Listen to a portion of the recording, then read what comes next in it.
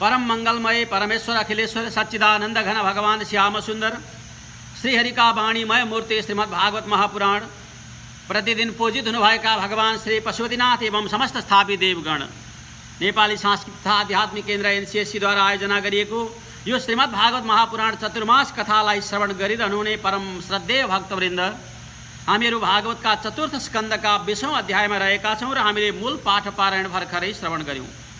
मैत्रेय नाम गरेका महामुनिले विदुरजीलाई यो पवित्र कथा प्रसङ्ग बताउँदै हुनुहुन्छ र पूर्व कथा प्रसङ्गमा हामीले महाराज पृथुको चरित्र श्रवण गर्दैछौँ।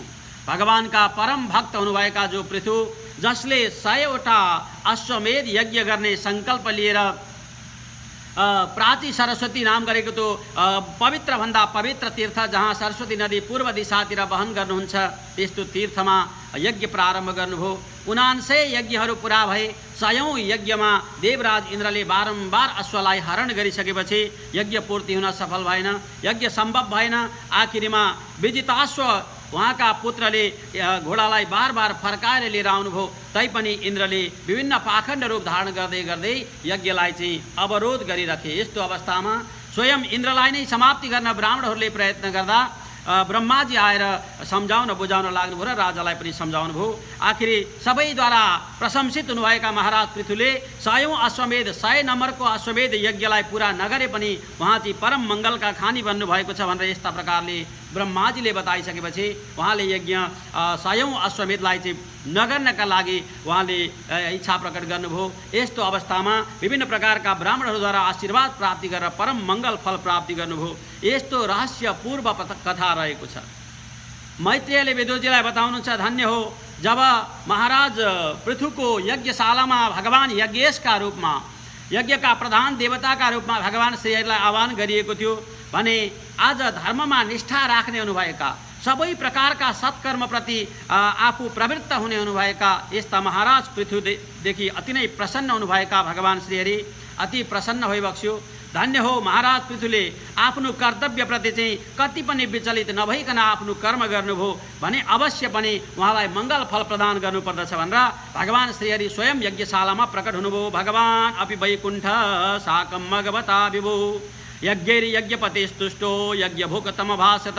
मैत्रेय मुनि भन्नुहुन्छ, स्वयं यज्ञका मालिक हुनुभएका यज्ञेश्वर भगवान श्रीहरि परम सन्तोष प्राप्ति गर्दै देवराज इन्द्रलाई पनि साथमा लिएर यज्ञशालामा, पृथु महाराजका यज्ञशालामा प्रकट हुनुभयो। परमात्माको आगमन हुने बित्तिकै अति नै प्रसन्न हुनुभएका महाराज पृथुले साष्टाङ्ग दण्डवत गर्नुभयो। भगवानका अगाडि समुपस्थित भएर केवल भगवानको दिव्य दर्शन गरिकन हात जोडेर समुपस्थित हुनुभयो। यस्तो अवस्थामा भगवानले भन्नुहुन्छ, एषते कार्यसिंहङ्गम हयमेध सतस्य क्षमापयत आत्मानम् अमुख्य क्षन्तुमर्हते। हे महाराज पृथु, तपाईँ अति नै धन्य हुनुहुन्छ। आज अश्वमेध यज्ञ 100 अश्वमेध यज्ञ गर्नका लागि जो सङ्कल्प तपाईँले गर्नुभएको थियो महाराज, आखिरी त्यो सङ्कल्पमा इन्द्रले बार बार तपाईँलाई विघ्न डाले, तैपनि त्यस्तो विघ्न परिरहेको अवस्थामा पनि तपाईँ कति पनि विचलित नभइकन आफ्नो कर्तव्यप्रति निष्ठ रहनुभयो। धन्य होस्, यो जो देवराज इन्द्रले गरेको कुकर्म छ महाराज यिनलाई चाहिँ क्षमा गरिदिनुहोस् भनेर स्वयं परमात्मा श्रीहरि आएर महाराज पृथुका अगाडि भन्नुहुन्छ, इन्द्रको कुकर्मप्रति क्षमा गरिदिनु। सुधिय साधवो लोके नरदेव नरोत्तमाः नाभिर्दिन्ति भूतेभ्यो यरीनात्मा कलेवरम। संसारमा जो क्रोध बुद्धि राख्दछन्, भेद बुद्धि राख्दछन्, सांसारिक विषय वस्तुप्रति आसक्ति भएका व्यक्तिहरूले मात्रै त्यस्तो भाव राख्न सक्दछन्। जो शरीरप्रति र शरीरसँग जोडिएका वस्तुप्रति आसक्ति राख्दछन् त्यस्ताका खातिर मात्रै सबै प्रकारका क्रोध लोभ मोह आदि वस्तुहरूले चाहिँ दुःख दिन्छन्। महाराज तपाईँ त शारीरिक विषयभन्दा पनि पारमार्थिक विषयप्रति तपाईँ ध्यान दिनुहुन्छ। पारमार्थिक विषयलाई चाहिँ प्राप्ति गर्नका लागि तपाईँले यो सङ्कल्प गरेर यज्ञ गर्नुभएको छ भने संसारका कुनै प्रकारका वस्तुले पनि तपाईँलाई छुन सक्दैन भने महाराज अब देवराज इन्द्रप्रतिको वैरभावलाई तपाईँले छोडेर यिनलाई क्षमा गरिदिनु भनेर यस्ता प्रकारले स्वयं परमात्मा आएर भनिबक्स्यो। अथ कायमिमं विद्वान् विद्या काम कर्मभिः आरब्ध इति नैवास्मिन् प्रतिबुद्धो नुसञ्जते। महाराज ज्ञानवान पुरुषले संसारमा कुनै प्रकारका अविद्याका वशमा नपरिकन, वासनामा नपरिकन, कर्मका वशमा नपरिकन त्योभन्दा अझै माथिको अझै उत्तम गति प्राप्ति गर्नका लागि भगवानप्रति अखण्ड भक्ति प्राप्ति गर्नका लागि आफ्नो बुद्धिलाई लगाउँदछ। जब अविद्याका वशमा जीवात्मा पर्दछ भने आफ्नो बुद्धि भ्रष्ट हुन्छ अनि संसारका मोह वासनामा परेर अनि दुःखको अनुभव गर्दछ। भने दुःखबाट पार पाउनका लागि त सांसारिक वासनाबाट पहिले उठ्न सक्न पर्दछ। जुन कुरा चाहिँ अविद्याका कारणले सिर्जना भएका छन्, आफ्नो ज्ञान चाहिँ परमात्मामा नलगाएका कारणले सिर्जना भएका छन्, ती विषयहरूबाट चाहिँ आफूले पहिले छुटकारा पाउने प्रयत्न गर्नुपर्दछ। अनि महाराज तत्पश्चात विवेकी जनहरूले जब सांसारिक वासनाबाट माथि उठ्ने प्रयत्न गर्दछन्, आफ्नो विवेकलाई प्रयोग गर्दछन्, त्यो विवेकको माध्यमद्वारा संसारका घर धन दौलत पत्नी पुत्र परिवारप्रति आदि कुनै वस्तुप्रति पनि अतिशय आसक्ति राख्दैनन् र उनीहरू धन्य बन्दछन्। त्यस्ता असंशक्त भएका शरीरप्रति र शरीरसँग जोडिएका वस्तुप्रति आसक्ति नगर्ने भएका त्यस्ता व्यक्तिहरू परम बुद्धिमानी हुन्छन्, जसले चाहिँ कुनै प्रकारको शोकको पनि चिन्ता गर्दैनन्, सुखको नि चिन्ता गर्दैनन्, दुःखको नि चिन्ता गर्दैनन्, संसारका कुनै वस्तुप्रति पनि उनीहरूका लागि त्यस्तो महत्त्वपूर्ण विषय राख्ने बन्दैनन्। भने त्यस्ता सर्वान्तर्यामी स्वयं प्रकाश शुद्ध परमात्मा जो हैवक्सन छ, त्यस्ता परमात्माका अंश स्वरूप हुनुभएका जो जीवात्मा छ, त्यस्ता जीवात्माको चिन्तनद्वारा परमात्मा प्राप्तिप्रति लाग्दछन्। आज स्वयं परमात्मा श्रीहरि आएर भनिबक्सन छ, महाराज तपाईँ त ज्ञानवान हुनुहुन्छ, तसर्थ सबै प्रकारका सांसारिक आसक्तिलाई त्याग गर्दै यो 100औं अश्वमेध यज्ञ पुरा नभए पनि तपाईँ चाहिँ परम ज्ञानी बन्नुभएको छ, परम श्री ऐश्वर्यले युक्त भएका भन्नुभएको छ, तपाईँको अवश्य मङ्गल हुनेछ, कल्याण हुनेछ। तसर्थ अरू कुनै कुराको पनि कामना अब नगर्नुहोस्। य एवं सन्तामात्मानम् आत्मस्थं वेद पुरुष नाज्यते प्रकृतिस्थोपे तद्गुणै समयास्थितः। यी जो गुणका वशमा परेका सांसारिक विषयका वशमा परेका वस्तु छन्, यताप्रति पनि तपाईँ कुनै प्रकारको चिन्तन नगर्नुहोस्। र के गर्ने त भन्दा य स्वधर्मेण माम नित्यम निराशी श्रद्धयान्वित, ईश्वरप्रति भक्ति राखेर श्रद्धा गरेर भगवानप्रति विश्वास गरेर यहाँ स्वधर्मेण आफ्नो स्वधर्मको पालन गर्दै, यहाँ स्वधर्म भन्नाले वैदिक सनातन सत्य धर्म एउटा छँदैछ भने अनि वर्णाश्रम धर्मको विषयमा जो ब्राह्मणले क्षत्रियले वैश्यले शूद्रले गर्ने कर्महरू छन् तदनुसारका, अनि त्यस पछाडि आश्रम धर्ममा ब्रह्मचर्य गृहस्थी वानप्रस्थी सन्यास यी सारा वर्ण धर्म र आश्रम धर्मलाई पालन गर्दै सनातन धर्मको रहस्यमा जसले चाहिँ अनुभव गर्दछ भने भजते सनकैस्तस्य मनोराजन प्रसिद्धते, त्यसको चाहिँ मन प्रसन्न बन्दछ अनि उसले चाहिँ संसारका मोह वासनाबाट पार पाउँदछ। महाराज तपाईँ त्यो विषयप्रति लाग्नुहोस्, कुनै प्रकारका मोहमा पर्ने खालका कर्म नगरी स्वधर्मलाई पालन गर्दै ईश्वरको भजन गर्नुहोस्, तपाईँको परम कल्याण हुनेछ। संसारमा जब गुणको वशमा जीवात्मा पर्दछन् भने अनि गुणभूत भएका जीवात्माहरूले इन्द्रियलाई चाहिँ माध्यम बनाएर अनेक प्रकारका विषय प्राप्ति गर्न चाहन्छन्। अब त विषय प्राप्ति गरिसकेपछि यो विषयले युक्त भएको जो शरीर रहेको छ, जुनसुकै वस्तुप्रति पनि आक्रान्त बन्दछ अनि त्यही वस्तुमा लिप्त हुन चाहन्छ। त्यसबाट माथि उठ्नका लागि इन्द्रियलाई चाहिँ नियमन गर्न सक्न पर्दछ। त्यो इन्द्रियलाई नियमन गर्नका लागि सबभन्दा सुरुमा मनलाई शुद्ध गराउनु पर्दछ। जब मन शुद्ध हुन्छ अनि चित्त शुद्ध हुन्छ, बुद्धि पवित्र हुन्छ अनि पवित्र बुद्धिद्वारा ईश्वरमा ध्यान लाग्दछ, तब त सुखे च दुःखे च जितेन्द्रियाशय, उसले इन्द्रियलाई विजय गरिसकेपछि त सुख के हो त्यसको नि उसलाई कुनै परवाह हुन्न, दुःख के हो त्यो पनि कुनै परवाह हुन्न। जब सुख दुःखकै परवाह हुन्न भने उसले त संसारका सबै वस्तुहरूलाई समान देख्दछ। समः समानोत्तम मध्यमाधम, भगवानले भन्नुभएको छ महाराज तपाईँ यस्ता सुख दुःखभन्दा माथि उठिसकेको एउटा पवित्र स्थानमा पुगिसकेको हुनाले अब संसारमा जो उत्तम कर्म गर्नेवाला, मध्यम कर्म गर्नेवाला अनि अधम कर्म गर्नेवाला तपाईँका यो राज्यमा जो प्रजाहरू रहेका छन्, यी सबैलाई चाहिँ तपाईँले समभाव राखेर सेवा गर्नुहोस्। यिनीहरूको चाहिँ कल्याणका लागि तपाईँले आफ्नो राजा भएको राजकीय धर्मलाई निर्वाह गर्नुहोस्। राजाको परम कर्तव्य भनेको भगवान भनिबक्सन्छ, श्रेयः प्रजा पालनमेव राज्ञो यत्साम पराये सुकृतात् षष्ठमंशम। राजाको परम कर्तव्य र धर्म भनेको चाहिँ सबैभन्दा पहिलो के हो त भन्दा राजाले प्रजाहरूलाई समभाव राखेर सेवा गर्नु, पालन गर्नु। यस्ता प्रकारले सबै प्रजाहरूलाई प्रसन्न तुल्याएर यदि राजाले सेवाभाव राखेर चाहिँ पालन गर्दछ भने ती सबै प्रजाहरूले गरेको धर्मको 6औं अंश जो रहेको छ त्यो सबै राजामा आउँछ।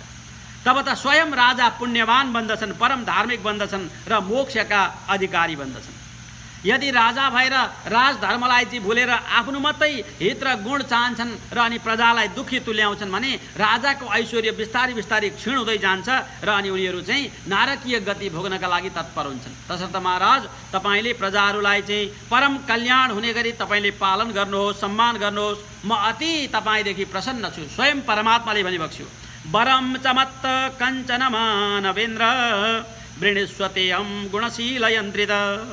म अति प्रसन्न भएको कारणले महाराज मसँग जो इच्छा छ वरदान माग्नुहोस्, म तपाईँका लागि वरदान दिन तयार छु। न अहं मकैर्वै सुलभस्तपोभिरे योगेन वा यत समचित्तवर्ती। हजारौं वर्षसम्म यज्ञ गरेर, तप गरेर, योग गरेर जसले मलाई प्राप्ति गर्न सक्दैन, आज तपाईँले चाहिँ मलाई सहज रूपले प्राप्ति गर्नुभएको छ भने महाराज वरदान माग्नुहोस्। आफ्नो मनमा चित्तमा जुन खालको भावना रहेको छ, जो इच्छा रहेको छ, निसङ्कोच भएर मसँग माग्नुहोस्, म तपाईँलाई दिन तयार छु। स्वयं परमात्माले यस्ता प्रकारले वरम चमत कञ्चन मानवेन्द्र वर माग्नुहोस् भनिसकेपछि वेदव्यासजी भन्नुहुन्छ, हो यस्तो प्रकारले भगवान स्वयं समुपस्थित भएर सारा राजधर्मका बारेमा, महाराज पृथुको यश कीर्तिका बारेमा महिमा गान गर्दै जब परमात्माले वरदान माग्नका लागि आग्रह गर्नुभयो, सबै लोकका कल्याणकारी परमात्मा हुनुभएका जो स्वयं श्रीहरि भइबक्सन्तु त्यस्ता भगवानको दिव्य स्वरूपको दर्शन गरेर परम आनन्दित हुनुभएका महाराज पृथुले भगवानको आज्ञालाई शिरोधार्य गर्नुभयो। भगवानको आज्ञा के थियो त भन्दा यी देवराज इन्द्रलाई क्षमा गरिदिनु। परमात्माको आज्ञालाई शिरोधार्य गर्ने बित्तिकै देवराज इन्द्र स्पृशन्तम पादयो प्रेम्णा वृणीतम स्वेन कर्मणा। अघि कुकर्म गरे, पाखण्ड वेश धारण गर्दै, घोडालाई हरण गर्दै लाँदै यज्ञलाई चाहिँ अपूर्ण गराइदिए। उनले चाहिँ यज्ञ अपूर्ण गराउनका लागि अनेक प्रयत्न गरे। आज स्वयं महाराजका पाउमा लागेर चाहिँ क्षमा याचना गर्न लागेको अवस्थामा शतक्रतुम परिस्वज्य विद्वेषम विससर्ज, तुरुन्तै त्यस्ता पाउमा आउन लागिसकेका महाराज देवराज इन्द्रलाई पृथ्वीले अङ्गमाल गर्नुभयो। महाराज तपाईँ त देवताहरूका पनि राजा हुनुहुन्छ, पूज्य हुनुहुन्छ, तपाईँले पाउमा लाग्ने होइन, तपाईँ त मेरो हृदयमा लाग्नुहोस् भनेर परम उदार स्वभाव हुनुभएका यस्ता पृथ्वीले अङ्गमाल गर्नुभयो। सबै प्रकारका वैरभाव त्याग गरिदिनुभयो अनि भगवान श्रीहरिका चरणार बिन्दमा साष्टाङ्ग गर्दै भगवान श्रीहरिका चरणलाई पक्रनुभयो। महाराज पृथ्वीले जब भगवानका श्रीहरिका चरणमा आफ्नो शिरलाई झुकाउनु भयो, उहाँका ती परम पवित्र कमलका जस्ता नेत्रा र बिन्दद्वारा परमात्माको दिव्य दृष्टि महाराज पृथ्वीमा पर्यो। भगवानले वरदान माग भन्नुभयो। अब त पृथ्वीले विचार गर्नुहुन्छ के वरदान मागौँ। भगवानका ती दिव्य चरणहरूमा पृथ्वीका ती खुसी र हर्षका अश्रुहरू गएर चाहिँ भगवानका चरणलाई पखालिरहेका छन्। अति आनन्दको अनुभूति भएको छ। भगवानको दिव्य स्वरूपको दर्शन गरौँ भन्दा त्यो हर्षका आँसु आएर सारा आँखा ढकमक्क भएका छन्। भगवानको दर्शन गर्नका लागि पनि उहाँलाई ओहो यी अश्रुधाराले नै पो भगवानको दर्शनलाई रोकिदिन्छन् कि जस्तो भाव भएको छ। स्तुतिगान गरौँ भन्दाखेरि हर्षले यति गदगद हुनुभएको छ कि कण्ठ अवरुद्ध भएको छ, कुनै बोली निक्लिरहेको छैन। यस्तो अवस्थामा भगवान भनिबक्सन्छ वरदान माग। बल्ल बल्ल भगवानलाई साष्टाङ्ग गर्दै पुनः हात जोडेर अगाडि समुपस्थित हुनुभयो।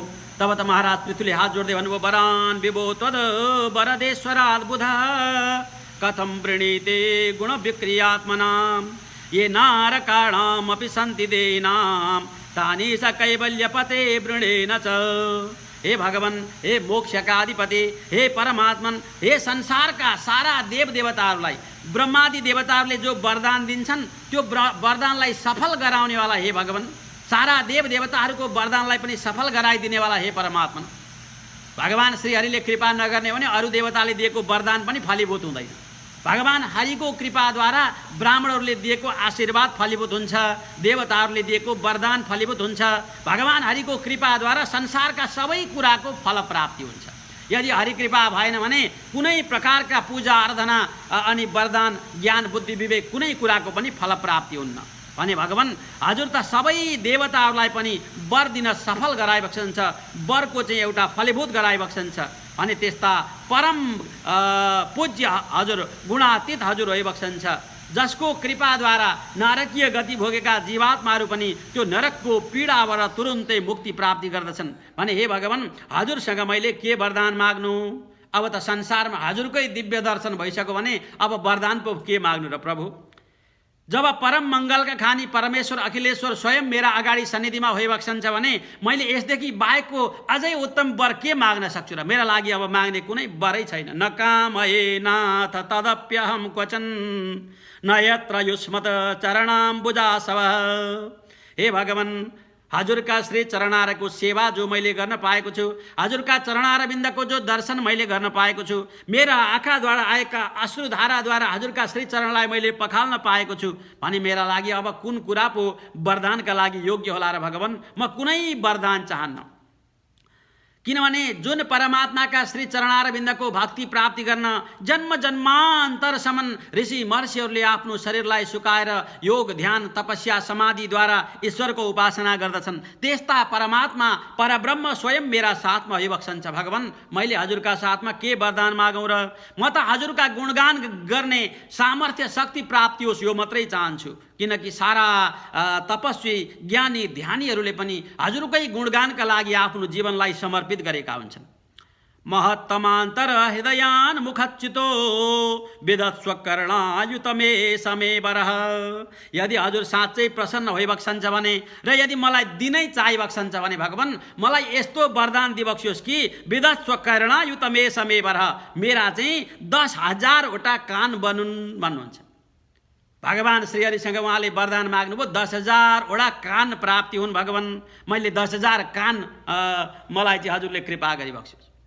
भगवान्ले भन्नुभयो, पृथु, अब त व्यक्तिको यो सुन्दर शरीर छ, यति सुन्दर शरीरमा चाहिँ सबै कुरा ब्रह्माजीले विधाताले सुरुमै सृष्टि गरिदिनु भएको छ। जो जो कुरा चाहिने हो त्यही कुरा सृष्टि गरिदिनु भएको छ। जहाँ आँखा हुनुपर्ने त्यहीँ छन्, जहाँ नाक हुनुपर्ने त्यहीँ छ, जहाँ मुख हुनुपर्ने त्यहीँ छ, कान जुन ठाउँमा हुनुपर्ने त्यहीँ छन्। यदि आँखा हुने ठाउँमा आँखा नभएर नाक थियो अनि नाक हुने ठाउँमा आँखा थियो भने कस्तो कुरूप देखिन्थ्यो होला। सबै कुरा विधाताले यस्तो सुन्दर मानव रचना गर्नुभएको छ। अब तिमीलाई 10,000 कान मैले दिएँ भनेदेखि तिम्रो स्वरूप कस्तो बन्ला?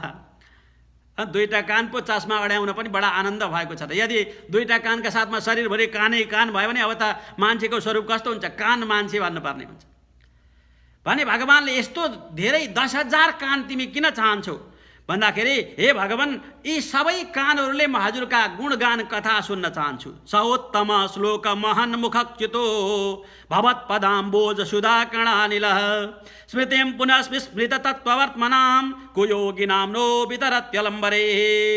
हजुरका श्री चरणारविन्दका जो यश महिमा कीर्तिहरू रहेका छन्, ती दिव्य आनन्दको अनुभव मैले कानद्वारा गर्न सकौँ भगवान्, तसर्थ मलाई 10,000 कान दिबक्सियोस्।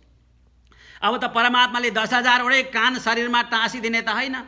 10,000 कानले जो सुन्ने शक्ति थियो, क्षमता थियो, त्यो शक्ति र क्षमता नै मेरा कानमा दिबक्सियोस् भगवान्। यस्ता प्रकारले साङ्केतिक रूपले वरदान माग्नु भएको थियो। जो आफ्ना कान रहेका छन्, 10,000 कानले जति सुन्दछ त्यति नै भगवानका गुणानुवादहरू कथाहरू मैले सुन्न सकौँ, यस्तो प्रकारको वरदान माग्नुभयो।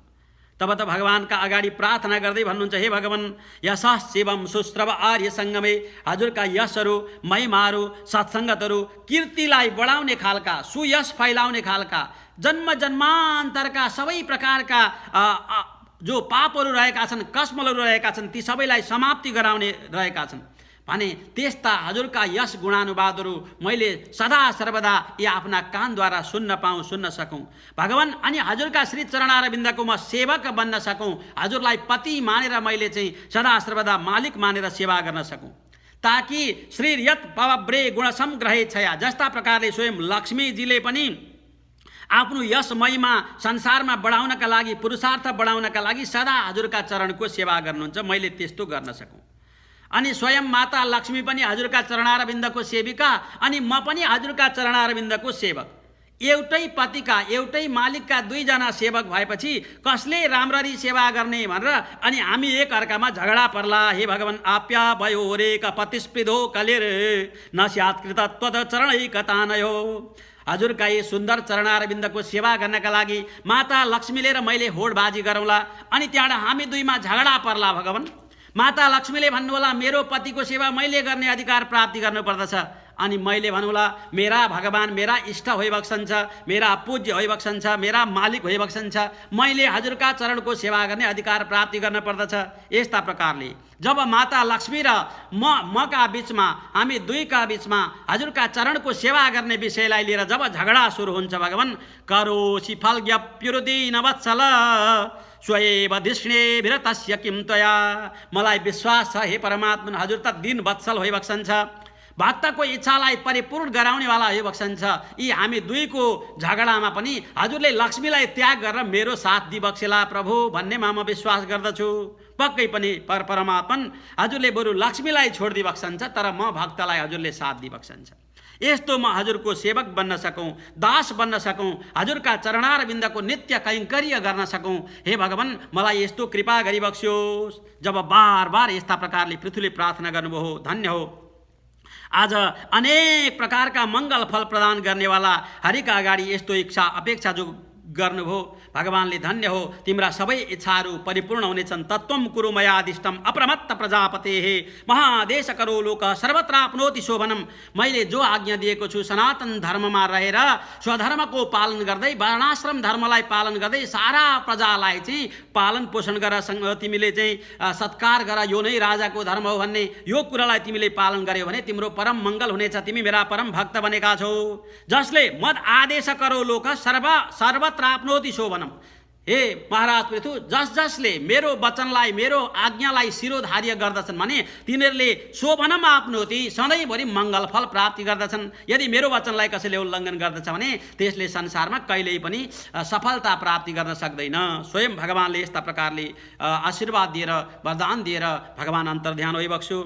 स्वयं महाराज पृथुले पनि जति भगवानका साथमा आउनुभएका देवदेवताहरू हुनुहुन्थ्यो सबैलाई विशेष पूजा आराधना सत्कार गर्दै हात जोडेर सबैलाई विदा गर्नुभयो, परम धन्य भन्नुभयो। र अनि सबै उपस्थित हुनुभएका ऋषि महर्षि पूज्य गणहरूलाई पनि उहाँले यथा उचित सम्मान गर्दै गर्दै महाराज पृथु पनि अति कृतकृत्य भएर धन्य भनेर आफ्नो देश, आफ्नो पुरमा, आफ्नो राज्यमा प्रवेश गर्नुभयो। अनि यस्तो पृथुको चरित्र, पृथु महाराजले स्वयं भगवानको दर्शन गरेर भगवानद्वारा अनेक प्रकारका मङ्गल फल प्राप्ति गर्दै भगवानका परम भक्त बन्नुभएको यस्तो रहस्यको उद्घाटन, भगवानको भक्ति अखण्ड गर्न सकौँ भनेर भगवानसँग स्तुतिगान गर्नुभएको यस्तो पवित्र भन्दा पवित्र चरित्र जो रहेको छ, हामीले आजको कथामा श्रवण गऱ्यौँ। परम श्रद्धेय भक्तवृन्द, आजका कथाले हामीमा पनि जस्ता प्रकारले पृथुले 10,000 कानको शक्ति ममा प्राप्ति होस् भगवान, 10,000 कानद्वारा मैले हरिकथा सुन्न पाऊँ वरदान माग्नुभयो, त्यस्तै हामीले पनि भगवानका कथा कीर्तनमा सदैव प्रेम गर्न सकौँ। भगवानका वचनहरू, वाणीहरू जो वेद रहेका छन्, शास्त्रहरू रहेका छन्, त्यहाँ बताइएका कुरालाई हामीले चाहिँ मर्यादाका साथमा पालन गर्न सकौँ, जसद्वारा आफ्नो र आफ्ना सारा कुलको कल्याण गर्न सकौँ। यो प्रार्थना गर्दै म आजको कथालाई विराम गर्दछु। ओम श्री परमात्मने नमः।